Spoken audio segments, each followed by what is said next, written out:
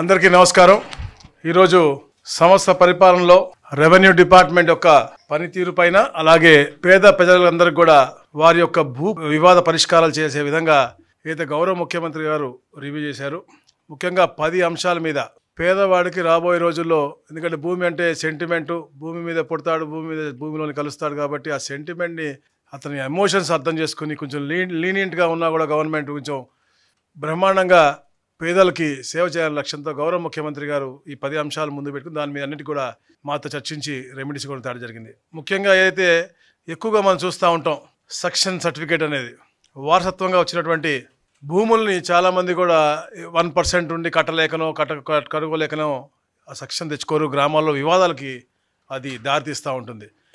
గౌరవ ముఖ్యమంత్రి గారు 10 లక్షల రూపాయల దాకా ఉంటే ఆ భూమి విలువ కేవలం 100 రూపాయలకే, అది కూడా గ్రామ సచివాలయంలోనే చేసుకునే విధంగా 10 లక్షల రూపాయలు దాటితే 1000 రూపాయలు పెట్టి చాలా తక్కువ. అంటే ఇలాంటి వివాదాలు రాబోయే జనరేషన్స్, సెకండ్ థర్డ్ జనరేషన్స్లో ఇలాంటివన్నీ కంటిన్యూ అయ్యి ఇబ్బందులు పడతా ఉన్నారు కాబట్టి అలాంటి ఇబ్బందులు పడకూడదనే లక్ష్యంతో ఈ యొక్క మంచి కార్యక్రమం చేశారు. వాళ్ళు ఎక్కడ కూడా తహసీల్దార్ ఆఫీసులకు కూడా వెళ్లాల్సిన అవసరం లేకుండా గ్రామ సచివాలయంలోనే చేసుకునే విధంగా ఈ యొక్క మంచి వరం కూడా ఇచ్చినటువంటి పరిస్థితి. అలాగే ఏదో క్యాస్ట్ సర్టిఫికేట్స్ ఉన్నాయో కుల ధృవీకరణ పత్రాలన్నీ కూడా దాదాపుగా 43,89,43 lakhs ఇవ్వడం జరిగింది.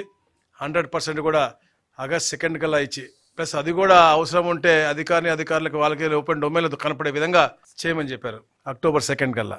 అలాగే ముఖ్యంగా ఈ రాష్ట్రంలో మా సూపర్ 6 చెప్పినటువంటి అన్ని కూడా మేము చేస్తూ ఉన్నాం. ఒక సుపరిపాలన వైపు వెళ్తా ఉన్నాం. పేదవాడి భూ హక్కులు కల్పించే విధంగా ఎలాగైతే ల్యాండ్ టైటిల్ యాక్ట్ రిపీల్ చేశామో, ఏదైతే మాట ఇచ్చామో బరియల్ గ్రౌండ్స్ మీద, అలాగే పేదలకు ఇల్లు కానీ జర్నలిస్ట్కి ఇల్లు కానీ ఇవన్నిటిపైన కూడా చర్చ జరిగింది. దాదాపుగా 363 హ్యాబిటేషన్స్ లో మాకు ఇప్పుడు దాకా శ్మశాన వాటికలు లేవని చెప్పొచ్చింది. దానికి కావాల్సిన 137 కోట్ల రూపాయలు కూడా ఇమీడియట్ గా శాంక్షన్ చేస్తా ఉన్నారు. మేము ఏదైతే ఇంటింటికి తిరుగుతా ఉన్నాం ఈ నెలలో ఏమైనా వచ్చినా కూడా వాటిని కూడా యాడ్ చేసుకుని 3 విడతలుగా ఇది పూర్తి చేస్తారని చెప్పేసి కూడా గౌరవ ముఖ్యమంత్రి గారు చెప్పడం నిజంగా చాలా ఆనందదాయకమైన విషయం. ఎందుకంటే ఎలా జన్మిస్తారో చనిపోయేటప్పుడు గౌరవవంతంగా వెళ్ళాలి, చాలా హ్యాబిటేషన్స్లో లేవు అని చెప్పేసి మాకు వచ్చినాయి కాబట్టి ఎలక్షన్ ముందు ఇచ్చినటువంటి హామీ అది కూడా తప్పకుండా పూర్తి చేస్తామని చెప్పాం. హౌసింగ్ ఫర్ ఆల్ కూడా గౌరవ ముఖ్యమంత్రి గారు చాలా క్లియర్గా ఉన్నారు. ప్రతి పేదవాడికి కూడా నివాస యోగ్యమైన ఇల్లు ఉండాలి. రూరల్ ప్రాంతంలో 3 సెంట్లు ఉండాలా, అర్బన్ ప్రాంతంలో 2 సెంట్లు ఉండాలా. అర్బన్లో మన టిడ్కో ద్వారా మంచి అవకాశం కల్పించాలి. 2 సంవత్సరాల లోపల ప్రతి ఒక్కరి దగ్గర కూడా మనకి ఇళ్ల స్థలాలు ఉండాలి. 3 సంవత్సరాల్లో ఇల్లు కూడా ఉండాలని చెప్పే ఒక డైరెక్షన్ కూడా ఇవ్వడం జరిగింది ఈరోజు. దానికి అలాగే ఏదైతే జర్నలిస్ట్ సోదరులకు కూడా ఇస్తా అన్నారో అది లీగల్ హ్యాజిల్స్ ఉన్నాయి, దానిపైన కూడా జియోఎం ఇవాళ ఇవ్వడం జరిగింది. గౌరవ ఎంఏయుడి మినిస్టర్ గారు, గౌరవ హౌసింగ్ మినిస్టర్ గారు, అలాగే రెవెన్యూ మినిస్టర్ గారు, నన్ను మా ముగ్గురిని కూడా ఇవ్వాలే ఈ జర్నలిస్ట్ హౌసింగ్ కు ప్లస్ పేదల ఇల్లుల విషయంగా కూడా ఒక హౌస్ కమిటీ వేయడం జరిగింది. తప్పకుండా అతి త్వరగా ఇవన్నీ కూడా మేము అక్టోబర్ 2 ఎక్కువ కార్యక్రమాలకు మేము డెడ్ లైన్ పెట్టుకున్నాము. కొన్నిటికి ఆగస్ట్ 15 పెట్టుకున్నాము, అక్టోబర్ 2 పెట్టుకున్నాం. సో ఈ డెడ్ లైన్స్ లోపల వీటికి అన్నిటి కూడా పరిష్కారాలు వచ్చే విధంగా చేయబోతా ఉన్నాం. దాదాపుగా 1,85,000 మాకు ఈ రెవెన్యూ సదస్సుల్లో దరఖాస్తులు వచ్చినాయి, కానీ కేవలం 687 మాత్రమే ఉన్నాయి. అంటే మిగతా అన్ని కూడా మేము పరిష్కారం మార్గం లేకపోతే చెయ్యలేనివి, ఎందుకంటే వచ్చే సమస్య అన్నిటి కూడా చాలా మటుకు చెయ్యలేనివి ఉన్నాయి. నేను మొన్న పార్టీ ఆఫీసులో కూర్చుంటే దాదాపు 60 వచ్చినాయి, దాంట్లో 59 చేయలేనటువంటి. సో అవి కూడా మేము వాళ్ళకి స్పీకింగ్ నోట్ ఇచ్చి ఎందుకు చేయలేకపోతున్నాం కూడా తెలిసే దిశగా కూడా మేము చేస్తా ఉన్నాం. రాబోయే రోజుల్లో కూడా భూ వివాదాలు అలాగే భూ సమస్యలు అన్నీ కూడా ఏదైతే ఆధార్ లింక్, సర్వే నంబర్ లింక్తో సహా, ఈ సర్వే నంబర్ నొక్కితే ఈ సర్వే నంబర్లో ఈ భూమి ఎవరిది, ఎందుకు ఉంది, లేదా ఏ వివాదం ఉంది అన్ని కూడా వచ్చే విధంగా కూడా మేము ఒక ఆర్టిఫిషియల్ ఇంటెలిజెన్స్ అలాగే అవసరమైనటువంటి టెక్నాలజీ అంతా కూడా వాడి అందరూ కూడా ఒక వే ఫార్వర్డ్ కూడా పెట్టుకుని మేము ముందుకు వెళ్తా ఉన్నాం. మరి ముఖ్యంగా అందరూ చూస్తా ఉన్నారు ఈ ఫ్రీ హోల్డ్ గురించి. జియోఎం దాదాపుగా చాలాసార్లు ఒక 20 గంటలు అంటే 4 మీటింగుల్లో చాలాసేపు సుదీర్ఘంగా చర్చించింది. ఫ్రీ హోల్డ్ అనేది పేదలకి లబ్ధి పొందాలి, దాని మంచి రూపకల్పన చేస్తే బాగుంటుంది. 10 అంశాలు మేము గౌరవ సిసిఎల్ఏ మేడం అవ్వచ్చు, మా ఇతర అధికారులు వచ్చి, అడిషనల్ సీసీఎల్ వచ్చి అందరం కూడా దాని మీద ఒక 10 అంశాల మీద, ఎందుకంటే కొన్ని డిఫరెంట్ వేస్ ఉన్నాయన్నమాట. అంటే నో ప్రూఫ్ ఆఫ్ అసైన్మెంట్ అవ్వచ్చు, eligible for free hold but collector proceeding లేకపోవచ్చు, లేకపోతే వాటర్ కోర్స్ పోరంపోవచ్చు. అలాంటివన్నీ కూడా అంటే 10 క్లాసిఫికేషన్స్ మేము గమనించాము, ఎన్ని ఎకరాలు ఉన్నాయి ఏమున్నాయని. వీటిపైన కూడా మరి ఒక 2-3 మీటింగ్లు కూడా కంపల్సరీ కావాలని కూడా చెప్పాము. సో దీనిపైన జిఓఎం అంతా కూడా టోటల్ రిపోర్ట్ తీసుకుని అక్టోబర్ 2 కల్లా గౌరవ ముఖ్యమంత్రి గారి దృష్టికి తీసుకురమ్మన్నారు. అప్పుడు వారు దాని యొక్క కార్యాచరణ రూపకల్పన చేసుకుని వే ఫార్వర్డ్ ఆ రోజు డిసైడ్ చేద్దామని చెప్పారు. సో అది కూడా అంటే పేదవాడికి లబ్ధి పొందే విధంగా, వ్యాపారస్తులకు కాకుండా పేదవాడికి లబ్ధి పొందాలా, గవర్నమెంట్ ఉపయోగపడాలా. ఎందుకంటే గవర్నమెంట్ కూడా బోల్డని అవసరాలు ఉన్నాయి. సో గవర్నమెంట్ కూడా కొంటా ఉంది. సో ఒక అవసరమైతే పేదవాడి దగ్గర అదే రేటుకి గవర్నమెంట్ తిరిగి కొనే విధంగా, ఎందుకంటే ఆల్రెడీ ఈ పేదవాడికి మంచి చేయాలని కోరుతా ఉన్నాం కాబట్టి ఆ ఏదో డబ్బులు ఏదో గవర్నమెంట్ ఇచ్చి కొనే విధంగా కూడా ఒక ఆలోచన కూడా వచ్చింది మాకు.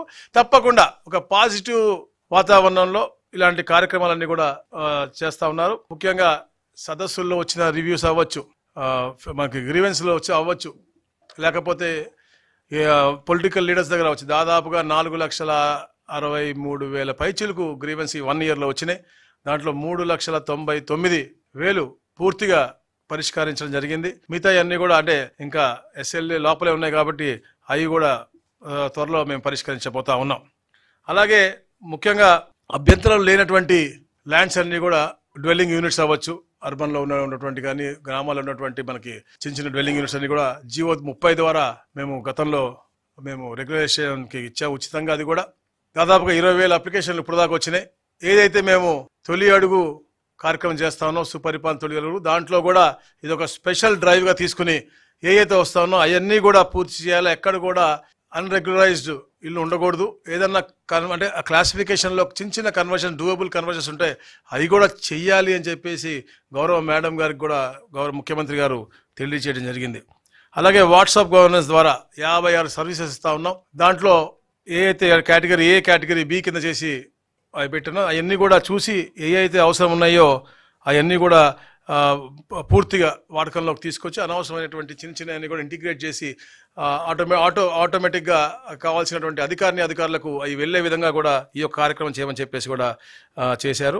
అలాగే మన మిత్రుల్లో ఇప్పుడు దాకా 9 లక్షల మంది ఈ రెవెన్యూ యొక్క రిక్వెస్ట్లు కోరటం జరిగింది. వాళ్ళందరికీ కూడా మేము రివర్ట్ అయ్యాం. అంటే ఈ సంవత్సర కాలంలో అద్భుతంగా రెవెన్యూ డిపార్ట్మెంట్ పనిచేసింది. ఎందుకంటే కాల్ సెంటర్ ఫీడ్బ్యాక్ల్లో కూడా గౌరవ ముఖ్యమంత్రి గారు ఈరోజు మా రెవెన్యూ డిపార్ట్మెంట్ కూడా చాలా అభినందించారు. వాళ్ళందరికీ కూడా నేను కూడా మా అధికారులందరూ కూడా ప్రత్యేకంగా నా కృతజ్ఞతలు అభినందనలు తెలియజేస్తా ఉన్నాను. ఎందుకంటే రెవెన్యూ సదస్సుల్లో 14,368 ఫీడ్బ్యాక్ రెస్పాన్స్ తీసుకుంటే మా యావరేజ్ సాటిస్ఫాక్షన్ ఆన్ రెవెన్యూ వచ్చి 2.5 వచ్చింది 5 మార్క్స్లో. సో స్టేట్ యావరేజ్ వచ్చి 1.8 టాప్లో ఉంది రెవెన్యూ. అంటే the way we have reacted, ఎలా మేము వాళ్ళు స్పందించాము, ఎలా వాళ్ళకి ఆన్సర్ ఇచ్చాము అనే దిశగా వాళ్ళు సాటిస్ఫాక్షన్ చెప్పారు. అలాగే పీజీఆర్ఎస్ టీంలో వాళ్ళు 23,934 మందితో ఫీడ్బ్యాక్ తీసుకుంటే డిపార్ట్మెంట్ వైజ్గా చూస్తే 4వ-5వ ర్యాంకులో ఉన్నటువంటి పరిస్థితి. అంటే మనం చూసాం గత పరిపాలకులు అన్ని ప్రజల దగ్గర నుంచి భక్షించుదామని చెప్పి ఆలోచన చేశారు తప్ప కూడా ఎక్కడ కూడా వాళ్ళు రక్షించుదామని చెప్పి ఇక్కడ ఆలోచన చేయలేదు. రెవెన్యూ వ్యవస్థని ఒక ఆర్థిక వనరులుగా చూశారు. మధ్యాహ్నం ఎలా అయితే వాళ్ళు దాదాపుగా 3-4 వేల కోట్లు దోచుకున్నారో, భూమి కూడా అన్యాక్రాంతం చేస్తూ పేదవాడి దగ్గర నుంచి లాక్కొట్టమే కాకుండా గవర్నమెంట్ భూమి కూడా ఫారెస్ట్ అవ్వచ్చు, లేకపోతే ఎండోమెంట్స్ అవ్వచ్చు, లేకపోతే మీకు అబ్జెక్షనబుల్ పోరంపోవచ్చు, అన్నీ కూడా వాళ్ళు లాక్కుని కేవలం వాళ్ళ అనువాయులు బాగుపడే విధంగా చేశారు. కానీ ఈ రోజున గౌరవ ముఖ్యమంత్రి గారు ప్రతి వాళ్ళ హక్కుని వాళ్ళకి కల్పించాలి. ఏదన్నా వాళ్ళ ఆధార్ కార్డు కొడితే రాష్ట్రంలో వాళ్ళకి ఎలాంటి భూములు ఉన్నాయో అలాంటి అన్నీ కూడా ఒకేసారి ఒకే వేదిక ఒకే దాంట్లో వచ్చి ఒకే డొమైన్లో వచ్చే విధంగా టెక్నాలజీ వాడి రాబోయే రోజు సులభతరమైనటువంటి ఒక మంచి వాతావరణం క్రియేట్ చేయాలని చెప్పేసి గౌరవ ముఖ్యమంత్రి గారు ట్రై చేస్తాను. దాంట్లో పూర్తిగా డిపార్ట్మెంట్ కూడా నిమగ్నమై అవసరమైతే లీగల్ అడ్వైజర్స్ కూడా పెట్టుకోమన్నారు, కన్సల్టెంట్లు పెట్టుకోమని చెప్పారు. అవన్నీ కూడా పెట్టుకుని వారి ద్వారా ఒక మంచి పరిపాలన ఇచ్చే దిశగా కూడా చేశారు. ఏదైతే రీసర్వే కూడా చేస్తూ ఉన్నాము చెప్పా ఇప్పుడే, గత ప్రభుత్వం అన్యాయంగా రీసర్వే అనేది చెయ్యకుండా పైనుంచి శాటిలైట్ పిక్చర్లు తీసుకుని కేవలం వారికి ఆ ఫోటోల పిచ్చి, ఆ పాస్బుక్ల మీద ఫోటోల పిచ్చి, బౌండరీ రాళ్ళ మీద ఫోటోల పిచ్చితో చేసేది తప్ప ఎక్కడ కూడా ఒక శాంక్టిటీతో చేయలేదు. కానీ ఈ రోజున మా ప్రభుత్వం వచ్చిన తర్వాత ఒక బ్లాక్ సిస్టమ్ పెట్టి 200-250 ఎకరాల కంటే ఎక్కువ కూడా పెట్టకుండా ఒక్కొక్క బ్లాక్ కూడా ఇద్దరిద్దరు అధికారులు ఇచ్చి తప్పకుండా అక్కడ ఉన్నటువంటి ఫార్మర్కి తెలియజేసి అతను ఇక్కడ లేడు ఇంటర్నేషనల్లో ఉంటే అతను వీడియో కాల్ చేసినా కూడా అతనికి కూడా లైవ్లో చూపించి ఈ యొక్క రీసర్వే జరుగుతుంది. అంటే ఒక పారదర్శకంగా జరుగుతూ ఉంది. గౌరవ ముఖ్యమంత్రి గారు చెప్పారు, ప్రతి 3 monthsకి ఒకసారి రీసర్వే మీద నేను రివ్యూ చేస్తాను, తప్పకుండా పారదర్శకంగా ఉండాలి, అలాగే వాళ్ళ హక్కులు కూడా కల్పించే దాంట్లో ఎక్కడ కూడా ఇబ్బంది కలిగకూడదు. ఎందుకంటే ఈరోజు మేము అద్భుతమైన పాస్బుక్ కూడా తెస్తా ఉన్నాం. ఈ పాస్బుక్ కూడా దాంట్లో క్యూఆర్ కోడ్ ఉంటుంది, మ్యాప్ ఉంటుంది, అన్నీ ఉంటాయి. ఈ క్యూఆర్ కోడ్ కొడితే డైరెక్ట్గా ఇక్కడ నుంచి కొడితే ఎక్కడ ఇది పాలకొల్లో ఉండొచ్చు, లేకపోతే నర్సీపట్నంలో ఉండొచ్చు, లేదా ఎక్కడ ఉండొచ్చు. ఆ క్యూఆర్ కొడితే ఆ భూమికి డైరెక్షన్ అది ఎలా షేప్లో ఉంది, ఎంత ఉంది అనేది కూడా వచ్చే విధంగా చేస్తూ ఉన్నారు. అలాగే ఒక ఆధార్ నెంబర్ కొడితే అతనికి ఎన్ని భూములు ఉన్నాయి, ఎక్కడ ఉన్నాయి అనేది కూడా లింక్ తెచ్చే విధంగా కూడా గౌరవ ముఖ్యమంత్రి గారు కూడా సూచించారు. ఇంకొకటి ఏంటంటే పాస్బుక్ అనేది వారికి ఒక మనసుకి ఆనందం కలిగించేటటువంటి విషయం. తప్పకుండా క్వాలిటీ పాస్బుక్ ఉచితంగా కూడా ఇవ్వబోతా ఉన్నాం. ఏదైతే 21 కోటి మంది గతంలో ఇచ్చినారో వాళ్ళందరికీ కూడా ఆగస్టు 15 ఒక పండగ వాతావరణంలో ఈ పాస్బుక్లు అందరికీ కూడా ఇవ్వబోతా ఉన్నాం. కానీ అలాగే ఏం చెప్పేది ఏంటంటే ఈ పాస్బుక్కి బ్యాంక్ లోన్కి ఎక్కడ సంబంధం లేదు, ఒక అపోహలో ఉన్నారు, ఎక్కడ లేదు. ఎందుకంటే గత సంవత్సరం 10,000 మంది లోన్లు తీసుకుంటే ఈ సంవత్సరం ఇప్పటికే 40,000 మంది లోన్లు తీసుకున్నారు. ఎక్కడ కూడా ఇబ్బంది లేదు. వాళ్ళు జస్ట్ వాళ్ళకి బ్యాంకర్స్కి ఆన్లైన్లో కనపడితే వాళ్ళు ఇస్తారు తప్ప ఎక్కడ కూడా పాస్బుక్ అనేది కంపల్సరీ అనేది ఏ బ్యాంకర్ కూడా పెట్టట్లేనని కూడా నేను తెలియజేస్తాను. అలాగే ఒక అద్భుతమైనటువంటి ఒక మ్యాపింగ్ సిస్టమ్ కూడా చేస్తూ ఉన్నారు. ఎక్కడెక్కడైతే గవర్నమెంట్ ల్యాండ్స్ ఉన్నాయో వాటికి ఒక రంగు, ప్రైవేట్ ల్యాండ్కి ఒక్కొక్క రంగు, వాటర్ బాడీస్కి ఒక రంగు, ఫారెస్ట్కి ఒక రంగు, అట్లా మ్యాపింగ్ చేసే విధంగా చేస్తూ, అలాగే ఎక్కడైతే ప్రైవేట్ భూమి ఉంటే ఆ పర్టికులర్ ప్లేస్కి కూడా ఐడెంటిఫికేషన్ చేసి ఆ పర్టికులర్ జియో కోఆర్డినేట్స్తో పాటు మనం ఏదైనా డ్రోన్ పంపించి ఏమైనా చేయాలన్నా కూడా చేసే విధంగా ఈ సర్వే కార్యక్రమాన్ని కూడా అద్భుతంగా చేస్తూ ఉన్నారు. తప్పకుండా ఇది కూడా 27 డిసెంబర్ నాటికి ఈ రాష్ట్రంలో రీసర్వే అనేది పూర్తయి అన్ని గ్రీవెన్సెస్ కూడా సాల్వ్ చేసి ఒక అద్భుతమైనటువంటి ఈ ఆంధ్రప్రదేశ్ రెవెన్యూ వ్యవస్థను తీసుకురామని చెప్పేసి కూడా చెప్పారు. అది దానికి కూడా అంటే మన గతంలో భూదర్శిని అని పెట్టిన ఇంకొక పేరు కూడా మంచిగా ఐడెంటిఫై కూడా చేస్తూ ఉన్నాం. అది భూదర్శిని కింద వస్తుంది కాబట్టి. అలాగే దేశంలోనే ఫస్ట్ టైం ఎవరు చేయలేదు, ఏ రాష్ట్రం కూడా చేయలేదు. అంటే మేము కొన్ని అంశాలు పక్క రాష్ట్రాల్లో కూడా చూస్తూ ఉన్నాం, ఎలా సక్సెస్ సర్టిఫికేట్ అవ్వచ్చాలని మేము అధ్యయనం చేస్తూ ఉన్నాం. కానీ ఇలాంటి కార్యక్రమం దేశంలోనే ఇది ఫస్ట్ టైం. తప్పకుండా ప్రజాహితము కోరి ప్రజలకు మంచి జరిగే విధంగా ఒక మంచి వాతావరణం చేస్తూ ఉన్నాం. అలాగే ఏదైతే రాష్ట్రంలో నేను చెప్పాను, స్టార్టింగ్లోనే చెప్పాను, ఆర్థిక భారం తగ్గించాలా, ఒక మంచి జీవన పరిమాణాలు కల్పించాలి, ప్రతి ఓడికి కూడా ప్రతి మనిషికి కూడా మెరుగైన జీవన పరిమాణాలు జీవించే హక్కు ఉంది. కాబట్టి వారికి కావాల్సిన ప్రతి ఒక్క అంటే నాట్ ఓన్లీ దిస్ డిపార్ట్మెంట్, అన్ని డిపార్ట్మెంట్లో కూడా కల్పించాల లక్ష్యంతోనే ఈ ప్రభుత్వం పనిచేస్తుంది. మరీ ముఖ్యంగా చంద్రబాబు నాయుడు గారు కొంచెం సౌహృదయంతో అవసరమైతే నేను ప్రభుత్వం కొంచెం నష్టపోయినా పర్లేదు, పేదవాడికి చేయాలన్న దీంట్లో పనిచేస్తూ ఉన్నారు. కాబట్టి అన్ని కార్యక్రమాలను కూడా ఒక పెద్ద హృదయంతో పనిచేస్తున్నారు. తప్పకుండా వారి హక్కులు కల్పిస్తూ వారికి మంచి చేసే దిశగా ఈ ప్రభుత్వం ముందుకెళ్దని తెలియజేసుకుంటూ, అలాగే ముఖ్యంగా మా డిపార్ట్మెంట్ పరంగా కూడా, ఎందుకంటే ప్రోటోకాల్ అంతా కూడా ఎప్పుడు రెవెన్యూ డిపార్ట్మెంట్ చూస్తుంది, అయితే జిల్లాలకి ప్రోటోకాల్ ఆఫీసర్లని అపాయింట్ చేస్తా ఉన్నాం. ఎందుకంటే ఈ మధ్య చాలా దగ్గర ఆఫీసర్లు అంటే ఆర్డీఓలు కానీ ఎంఆర్ఓలు కానీ ఆఫీసర్లు ఉండట్లేదు, ఆ ప్రోటోకాల్ డ్యూటీస్ లో ఉంటున్నారని చెప్పేసి చాలా కంప్లైంట్లు వస్తా ఉన్నాయి. కాబట్టి దానిపైన కూడా చర్చించాం. ఏ డిపార్ట్మెంట్ వెళ్తే ఆ డిపార్ట్మెంట్ అధికారులే ఆ యొక్క కన్సర్న్ మినిస్టర్లకి ప్రోటోకాల్ గా ఉంటారనేసి కూడా, అంటే మా revenue department will take care of the protocol. There will one protocol officer for every district who will coordinate with collector and concern department, will arrange everything. దానికి ఏం ప్రాబ్లం లేదు, వాళ్ళకి కావాల్సిన అన్ని వసతులు అరేంజ్ చేస్తాం. కాకపోతే ఏ మినిస్టర్ వెళ్ళినా కూడా ఈ ఆర్డీఓలు ఎంఆర్ఓలు ఆఫీసులు లేకుండా వెళ్ళటం అనేది ప్రజలకు ఇబ్బంది కలుగుతూ ఉంది. అందుకనే నేను చెప్పినట్టుగా ఇప్పటి నుంచి అది అఫీషియల్గా ఆర్డర్ కూడా ఇస్తా అని చెప్పారు గౌరవ ముఖ్యమంత్రి గారు. మేము రేపు ఎల్లుండి ఆర్డర్ కూడా ఇవ్వబోతా ఉన్నాం. సో అదంటే ఒక మంచి వాతావరణం చెప్పారు. ప్రజలు ఖాళీగా వెళ్ళి క్యూలు నుంచుని, అది తహసీల్దార్ ఆఫీస్ అవ్వచ్చు, సెక్రటేరియట్ ఆఫీస్ అవ్వచ్చు, లేకపోతే రిజిస్ట్రార్ అవ్వచ్చు, ఎక్కడ కూడా అలాంటి వాతావరణం ఉండకూడదని చెప్పేసి కూడా చాలా క్లియర్గా చెప్పారు. మరీ ముఖ్యంగా ఏదైతే నాలాది పెండింగ్ ఉందో, మా జియోఎం కూడా 3 మీటింగ్లు కూడా అయిపోయింది. నెక్స్ట్ క్యాబినెట్కి మోస్ట్లీ 9th మా క్యాబినెట్ ఉంటుంది, ఆ రోజుకల్లా తేటానికి మేము ప్రయత్నం చేస్తామని చెప్పి, అది రాని పక్షంలో దాని తర్వాత నెక్స్ట్ క్యాబినెట్కి తప్పకుండా. ఎందుకంటే మేము నాలా క్యాన్సిల్ చేసిన తర్వాత Panchayati Raj department, urban development authority వీళ్ళిద్దరు కూడా దాని మార్గదర్శకాలు చేసుకోవాలి. కాబట్టి ఎందుకంటే జాయింట్ ఇంటిగ్రేటెడ్ సిస్టమ్ ఉంటుంది. ఎందుకంటే ఏదైనా లేఅవుట్లు వేస్తే దాంట్లో వాటర్ బాడీస్ ఏమున్నాయి, లేకపోతే పూర్వంలోకి ఏమున్నాయి అన్నీ కూడా చూసుకుని రెవెన్యూ డిపార్ట్మెంట్, పిఆర్ డిపార్ట్మెంట్ ఎంఏయుడు కాంబినేషన్ ఉంటుంది కాబట్టి దానికి కొంచెం అధ్యయనం అవుతుంది కాబట్టి 9th క్యాబినెట్ కానీ ఈ నెక్స్ట్ క్యాబినెట్ అంటే ఈ నెలలో మీకు నాలా మీద కూడా పూర్తి క్లారిటీ వస్తుంది. దానికి కూడా మేము ఇండస్ట్రియల్ నాన్ ఇండస్ట్రియల్ కన్వర్షన్ కానీ రెసిడెన్షియల్ నాన్ రెసిడెన్షియల్ కన్వర్షన్ కానీ అన్నిటికీ కూడా 4% ఫ్లాట్గా ఉంటుందని చెప్పి మేము ప్రతిపాదించాం. అదే మనకి రాబోతా ఉంది. అందరికీ కూడా ఒక మంచి వాతావరణం వస్తుందని చెప్పేసి కూడా నేను తెలియజేస్తా ఉన్నాను. ఇట్లా ఎన్నో కార్యక్రమాలు చేసుకుంటూ రాబోయే రోజుల్లో కూడా టెక్నాలజీని వాడి survey, registration and revenue department ఈ మూడింటికి కూడా బ్లాక్ చేంజ్ చేసి ఎక్కడ కూడా ఫ్రాడులెంట్ రిజిస్ట్రేషన్ కానీ ఫ్రాడ్ ఎంట్రీ కానీ జరగకుండా ఉండే విధంగా బ్లాక్ చైన్ టెక్నాలజీ కూడా తెస్తా ఉన్నాం.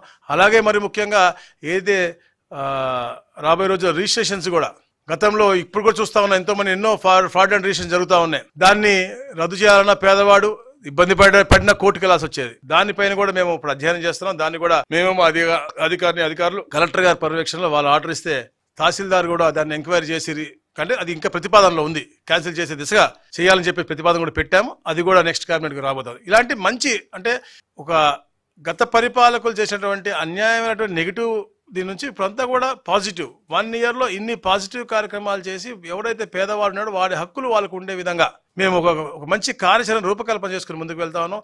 తప్పకుండా అన్ని మేము చేసిన కార్యక్రమాలతో రాబోయే రోజుల్లో రెవెన్యూ వ్యవస్థ అనేది పూర్తిగా ఒక మంచి ఒక ప్లాట్ఫామ్ మీదకి వచ్చి అన్ని యాక్సెసిబిలిటీలో అవ్వచ్చు, లేకపోతే చేసే విధి విధానం ఒక నమ్మకం అనేది పూర్తిగా వస్తుందని చెప్పేసి కూడా నేను ఆశిస్తా ఉన్నాను. అన్నీ కూడా నేను చెప్పాను అదొకటి, అన్ని కొన్ని అన్డూబుల్ థింగ్స్ కొన్ని ఉన్నాయి, కొన్ని పాలసీ మ్యాటర్స్. సర్వీస్ ఇనాం గురించి మాట్లాడాం, డాటెడ్ ల్యాండ్స్ గురించి మాట్లాడాం, 22A ఉన్నటువంటి భూముల గురించి మాట్లాడాం, ఫ్రీ హోల్డ్ గురించి మాట్లాడాం. ఫ్రీ హోల్డ్లో అంటే గతంలో ఉన్నటువంటి మనం ఫ్రీ హోల్డ్లో కూడా 36 లక్షలు ఇప్పుడు దాకా దాదాపుగా మనం ఇచ్చాం ఇది అసైన్మెంట్కి. కానీ ఇప్పుడు మనం 13 లక్షల గురించి మాట్లాడుతా ఉన్నాం. అంటే ఇవన్నీ కూడా గతంలో రిజిస్ట్రేషన్స్ అని అయిన తర్వాత 22Aలోకి వచ్చాయి. ఇనాం భూములు కూడా వచ్చాయి, అనాధీనం ల్యాండ్స్ ఉన్నాయి, అక్రెడిటెడ్ ల్యాండ్స్ ఉన్నాయి, మీకు హెల్డ్ ఓవర్ ల్యాండ్స్ ఉన్నాయి. ఇవన్నీ కూడా పాలసీ డెఫినెట్గా మేము ఏదైతే జీవం పెట్టామో అన్నిటి మీద డిస్కస్ చేస్తున్నాం. ఇవన్నీ కూడా రిజాల్వ్ చేసి పేదవాడికి మంచి జరిగే విధంగా 100% వీటికి కూడా రెజల్యూషన్ తెస్తాం. మేము ఫ్రీ హోల్డ్కి తెస్తున్నాము, ఇనాంకి తెస్తున్నాం. ఎక్కడ కూడా అంటే నిజమే పేదవాడికి లబ్ధి పొందాలి, పేదవారు హ్యాపీగా ఉండాలి, పేదవారికి మంచి చేయాలనే లక్ష్యంతో చంద్రబాబు నాయుడు గారు ఉన్నారు. ఎవరో ఎక్కడో ఉండి వాళ్ళు ఫోర్స్ చేసి వాళ్ళు ఆక్యుపై చేసుకుని వాళ్ళు మాట్లాడితే కాదు. It should be good for poor man. It's a poor man government.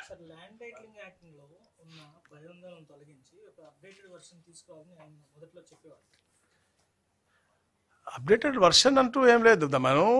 మనం ల్యాండ్ గ్రాబింగ్ యాక్ట్ పెట్టాము, మనం కేంద్రానికి పంపించాము. 3 సార్లు 3 క్వెరీస్తో వచ్చింది.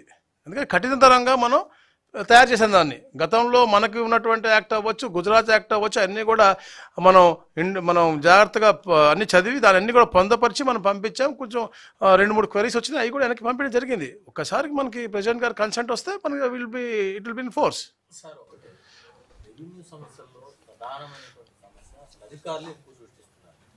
చాలా చోట్ల వాళ్ళ భూములు అప్పుడు దాకా ఆన్లైన్లో ఉంటాయి, తర్వాత రోజు చూస్తే ఆన్లైన్లో తీసేస్తున్నారు. అసలు ఏ ప్రతిపాదికను ఒక ఎంఆర్ఓ ఒక విఆర్ఓ వాళ్ళు ఎందుకు ఆన్లైన్ నుంచి తొలగిస్తున్నారు, ఎవరెవరు పేర్లు పెట్టేస్తున్నారు, వాళ్ళు వివాదం అంతా చేస్తుంది. గతంలో మీరు చెప్పినట్టుగా జరిగింది గత పరిపాలకుల సమయంలో రాజకీయ నాయకులు ఏమి చెబితే అది జరిగే విధంగా మార్పులు చేర్పులు జరిగినాయి కాబట్టి ఇంత అస్తవ్యస్తంగా ఉంది. గత సంవత్సరంలో ఎన్ని పరిష్కరించుకుంటూ వస్తానో ఇప్పుడు ప్రతి దాంట్లో కూడా వాళ్ళ డాక్యుమెంట్స్ దేంట్లో ఉన్నాయి, పూర్వమైనటువంటి డాక్యుమెంట్స్ ఏమున్నాయి, దేంట్లో ఎంట్రీస్ ఉన్నాయి, అన్నీ కూడా మేము చాలా డీటెయిల్గా చేసి దాన్ని అప్పుడు వాళ్ళ యొక్క హక్కును ఎస్టాబ్లిష్ చేస్తూ ఉన్నాం. సో ఇట్ ఈస్ కొంచెం టైం పడతా ఉంది. గత సమయంలో పొలిటికల్ ఇన్వాల్వ్మెంట్ ఎక్కువ ఉండింది కాబట్టి జరిగింది. ఇప్పుడు ఆ ఇన్వాల్వ్మెంట్ లేకుండా ఆఫీసర్స్ అండ్ గుడ్ పీపుల్ అంటే అందరినీ కలయికగా ఒక సమిష్టిగా మంచి చేయాలి తప్పంతో. మా స్కూలే డిఫరెంట్, మీకు తెలుసు కదా చంద్రబాబు నాయుడు గారి స్కూల్. ఎవరు కూడా పొలిటికల్ ఇన్వాల్వ్మెంట్ అంతగా ఉండదు, అది కూడా బ్యాడ్గా ఉండదు, మంచి చేయాలనే ఉంటుంది తప్ప ఇప్పుడు కూడా నెగిటివ్ ఉండదు. డెఫినెట్గా ఉన్నాయి, మీరు ఫాలో అవ్వలేదేమో. ఫ్రీ హోల్డ్లో చేసిన తప్పున్న వాళ్ళ మీద కూడా యాక్షన్ తీసుకున్నాం కూడా, పేరుతో సహా చెప్తాం. ఎక్కడెక్కడ అంటే నాట్ ఎవ్రీవేర్. ఎందుకంటే ఇప్పుడు అక్కడ ఒక 19 tahsildars 19 we are something we have taken action also. నీకు ఆ పేర్లు సహా మీకు అంతా కూడా నేను వాట్సాప్ చేస్తాను. Already taken action. 13 లక్షలలో రివోల్ట్ జరిగింది. 19 మంది అధికారులు 20 మంది అధికారులు చర్యలు తీసుకుంటే మరి మిగతా అంతా న్యాయంగా ఉన్నట్టే. ఇప్పుడు మీరు చెప్పేది ఏంటండి, ఆ టాప్ లైన్ మేము చూసాం. ఏ జిల్లా ఎంత అయింది, సత్యసాయి జిల్లా హైయెస్ట్ అయింది, ఇక్కడ ఎంత అయింది, ఎక్కడెక్కడైతే హైయెస్ట్ అయిందో దాన్ని ర్యాండమ్గా మేము ఎంక్వైరీ చేసాం. మేము మొత్తం 13 lakh acres ఎంక్వైరీ చేశాం కదా, ఎక్కడెక్కడ ర్యాండమ్ అయిందో ఎక్కడ అవతకలు జరిగినాయి అని చెప్పేసి మాకు వచ్చిన దాని తర్వాత దాంట్లో టాప్ గ్రేడెడ్గా మేము ఎంక్వైరీ చేసి ఎవరైతే దొరికారో వాళ్ళందరినీ కూడా మేము యాక్షన్ తీసుకున్నాం. డెఫినెట్లీ మా డిపార్ట్మెంట్లో ఎవరి మీద యాక్షన్ తీసుకునేది లేదు. ఈ రోజు మదనపల్లి ఫైల్స్లోనే యాక్షన్ తీసుకున్నాం. ఇక్కడ దాకా ప్రతి దాంట్లో కూడా యాక్షన్ తీసుకుంటా ఉన్నాం. ఎవరు కదా తప్పు చేయాలంటే భయపడే విధంగా నేను చెప్తున్నా కదా, ఒక్క చిన్న మిస్టేక్ చేయాలని కూడా భయం కలిగే విధంగా ఈ యొక్క రిఫార్మ్స్ చేస్తాను. ఈరోజు కూడా ఈ ప్రోటోకాల్ విషయంలో కూడా ఎందుకు అంత కఠినతరమైన నిర్ణయం తీసుకున్నాము అంటే ప్రతి ఒక్కరు కూడా అలాంటి ప్రోటోకాల్ దీంతో వాళ్ళ ఆఫీసర్ కూడా ఉండట్లేదు. మీరు చెప్పినట్టుగా ఎంఆర్ఓలు ఆర్డీఓలు వాళ్ళ ఆఫీసర్ కూడా ఉండట్లేదు. సో అందుకనే ఎప్పుడు అవైలబుల్ ఉండే విధంగా ఈ కార్యక్రమం చేశాం. అలాగే సక్సెస్ సర్టిఫికేట్ తహసీల్దార్ ఆఫీస్కి కూడా వెళ్లకుండా నీకు జిఎస్డబ్ల్యూఎస్లోనే సింపుల్గా అయిపోయే విధానం అడాప్ట్ చేస్తున్నాం. ఇట్లాంటి రిఫార్మ్స్తో కామన్ మ్యాన్కి ఈజీ గవర్నెన్స్ వస్తుంది. అలాగే ఎక్స్పెండిచర్ తగ్గుతుంది. అలాగే ఏదైతే రెవెన్యూ డిపార్ట్మెంట్కి ఉన్నటువంటి పనులు ఉన్నాయో ఆఫీసర్లు కూడా చేయగలరు. అన్వాంటెడ్ థింగ్స్ అన్నీ కూడా వాళ్ళ దగ్గరకు వస్తే వాళ్ళు కూడా చేయలేరు. ఆఫీసర్లు ఒక హెల్దీ ఎన్వైర్న్మెంట్లో ఉండాలి, పేద ప్రజలు హెల్దీ ఎన్వైర్న్మెంట్లో ఉండాలి, అందరూ ఉండాలి. సో ఆ విధంగా ఈ యొక్క రూపకల్పన చేశాం. ఎనీవేర్ రిజిస్ట్రేషన్ కూడా అక్రమాలకి వినియోగించుకోవడానికి ఎక్కువ ఎనీవేర్ రిజిస్ట్రేషన్ వాడుతున్నారు. మీ సబ్ రిజిస్టార్లు మరీ దారుణంగా ఒకళ్ళ భూములు ఒకళ్ళ పేర్లు సంబంధం లేని వాళ్ళతో రిజిస్ట్రేషన్ చేస్తున్నారు. వాళ్ళ మీద ఏంటి చర్య? 100% అలాంటివి ఉంటే ఎవరన్నా రెవెన్యూ లాస్ వచ్చినా ఎనీవే రిజిస్ట్రేషన్లో ఎక్కడ అవకతవక జరిగినా వాళ్ళ మీద సివియర్ యాక్షన్స్ తీసుకుంటాను. నిన్న మొన్న జరిగిన దాంట్లో రేపు ఎల్లుండో మీకు ఒక సస్పెన్షన్ ఆర్డర్ కూడా రాబోతా ఉంది.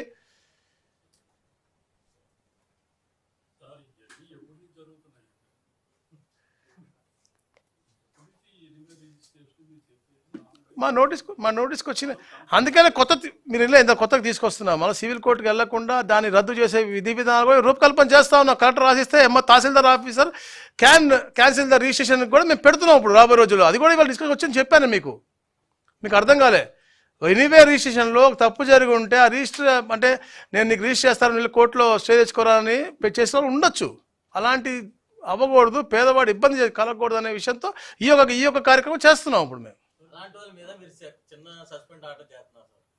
సస్పెండ్ చేస్తున్నారు, మళ్ళీ ఒక 4 రోజుల తర్వాత 6 నెలల తర్వాత తీసుకొచ్చి మళ్ళీ అంత సేమ్ పోస్ట్ చేస్తున్నారు. మరి అలాంటి వాళ్ళకి ఏం పైన డెఫినెట్లీ గవర్నమెంట్ దాన్ని వాళ్ళకు ఉన్నటువంటి దాని మీద యాక్షన్ ఉంటుంది. వాళ్ళకి ఇంక్రిమెంట్స్ పోవటము డిఫరెంట్ వేస్ ఆఫ్ దిస్ ఉంటే ఏపీవీసీ ఉంటుంది, కొన్ని 2-3 ప్రాసిక్యూషన్ ఆర్డర్ ఉంటుంది.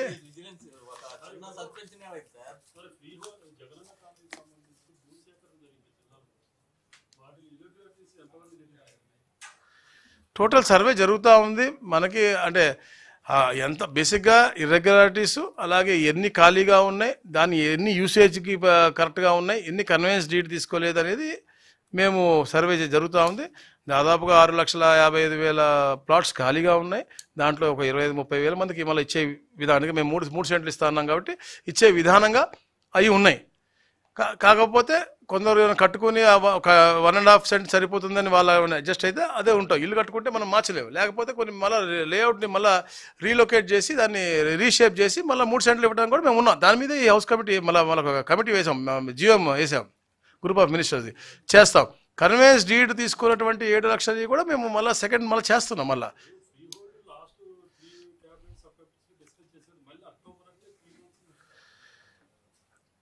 there are 10 different kinds of problems.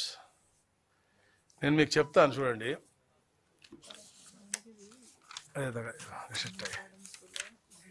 చెప్తా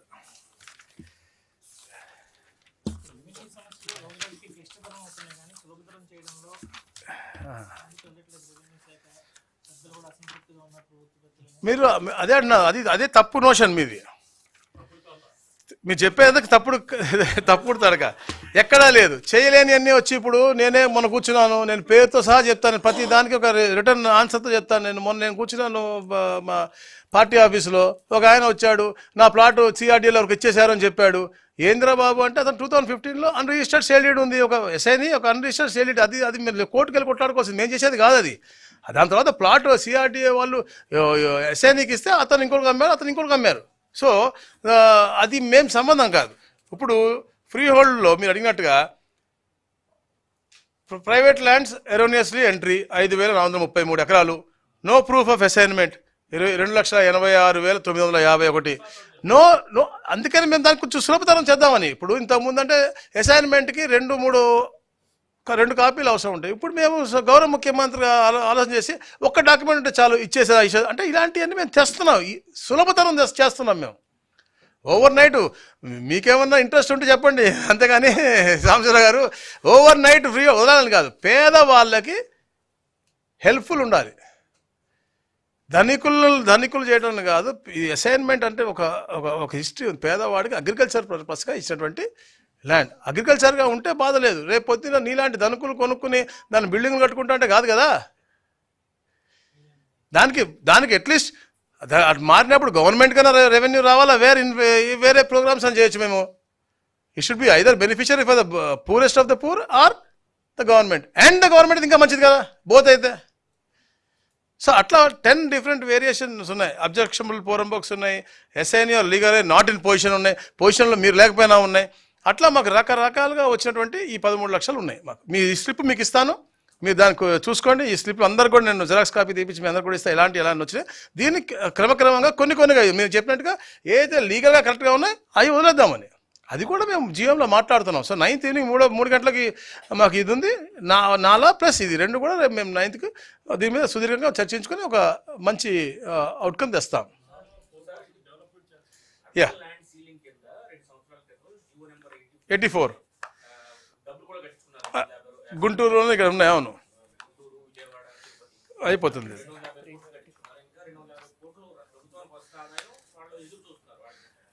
354 ఉన్నాయి మొత్తం, టోటల్ 354 కేసెస్ ఉన్నాయి.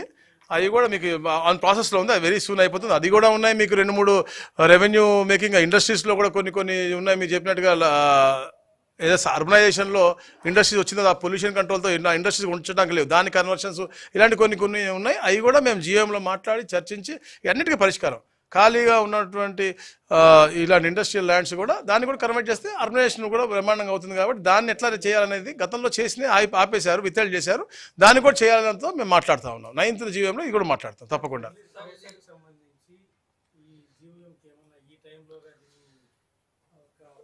ఈ రోజే కాన్స్టిట్యూట్ చేశారు జీఎం చెప్పాను. హౌసింగ్ మంత్రి MAUD నన్ను ఓన్లీ 2 పనులు పెట్టారు ఈ జీఎంకి.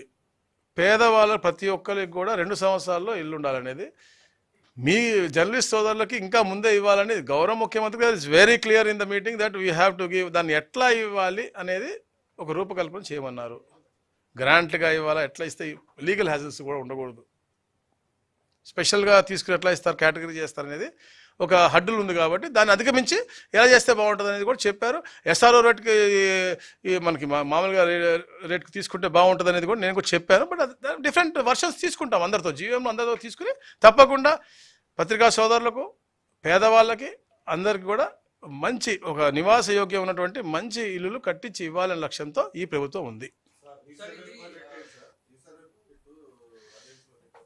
లేదండి, ఎవరు చెప్పారు? భలే అంతా అయిన మొత్తం రామాయణం వినట్టుగా ఉంది బ్రదర్. ఇది డిస్కషన్ వచ్చింది, పాజిటివ్ డిస్కషన్.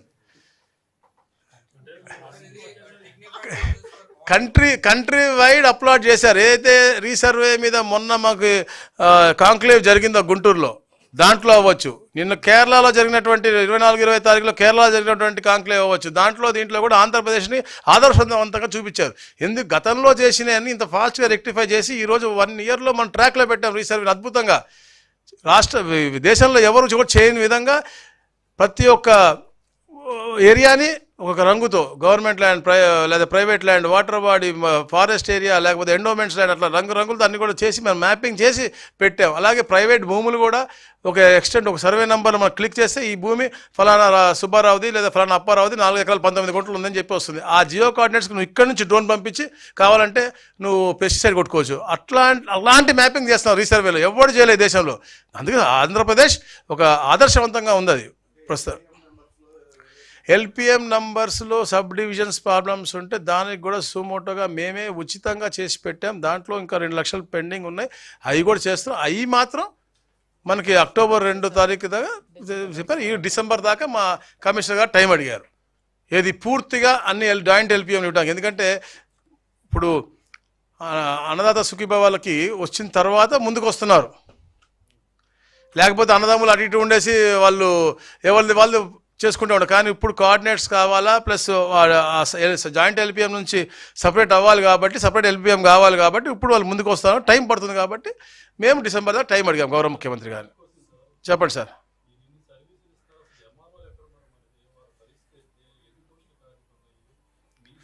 రేషనలైజేషన్ గురించి మాట్లాడాము. ఈరోజు అద్భుతమైనటువంటి రివ్యూ జరిగింది. గౌరవ ముఖ్యమంత్రి గారితో మా డిపార్ట్మెంట్లో ఉన్నటువంటి పోస్టుల గురించి మాట్లాడింది, విఆర్ఓల గురించి కూడా మాట్లాడాము, మా సిసిఎల్ఏ మేడం దగ్గర డిప్యూటీ కలర్ వేకెన్సీస్ కూడా మాట్లాడాము. ఎందుకంటే రాష్ట్రంలో కొన్ని ఒక వింత పొజిషన్లో జరుగుతూ ఉంది. సో అన్నీ కూడా డిస్కస్ చేసాం. అది మేము అంతర్గతంగా మేము చూసుకొని పోస్ట్ అన్ని కూడా ఫిల్ చేసుకుంటా ఉన్నాం.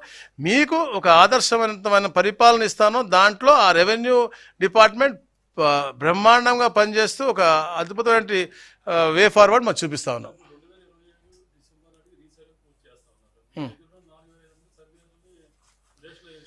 లేదు లేదు లేదు, ఇవాళ అది కూడా క్లియర్గా మాట్లాడి, ఎక్కడైతే మనకి రీసర్వేస్ ఉన్నాయో అక్కడ ఎటువంటి పరిస్థితుల్లో కూడా సర్వేలను మార్చడానికి వీలు లేదు. సర్వే పూర్తయ్యే వరకు గ్రామ సర్వేయర్లు అక్కడే ఉంటారు. విఆర్ఓలు కూడా మేము అర్బన్లో ఉన్నటువంటి విఆర్ఓలు మన రేషనలైజ్ చేయమని చెప్పాను నేను. ఎందుకంటే అర్బన్లో ఉండేది కేవలం 11 సార్ట్ ఆఫ్ సర్వీసెస్, కానీ రూరల్లో ఉండేది 31 సర్వీసెస్.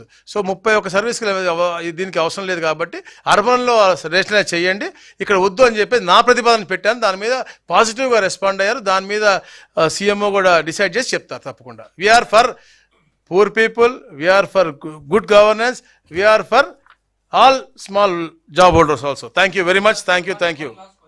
చెప్పండి. In regards to providing dignified houses for all, what are the technologies you mentioned about artificial intelligence and also geo mapping and geotagging? What you are also mentioning that AP is on the forefront. Yes. What are the technologies that are being used in order to maintain the transparency? Geo mapping law. I have told you clearly, brother. We are linking up with. See, normally we are giving with QR code. Apart from that, we are linking up with Aadhaar, where if you just enter Aadhaar, you will get the details of the properties which you are holding in whole of the state, not only this village or that village. In that way, we are mapping each and every Aadhaar, we are seeding Aadhaar and integrating with all the facilities, not only revenue, other facilities also. There was a chaos in terms of Telangana Dharani portal. There was a chaos. Dharani portal is different because the chaos was due to removal of Anubhavadarudu ane that one this column. That was the basic this thing. We are not removing anything or putting anything. We are just giving good governance where they can see their holdings everywhere very transparently. మేము అసలు ఏం ముట్టుకోవట్లేదు. We are just giving textual data as a spatial data. That's it. Thank you very much.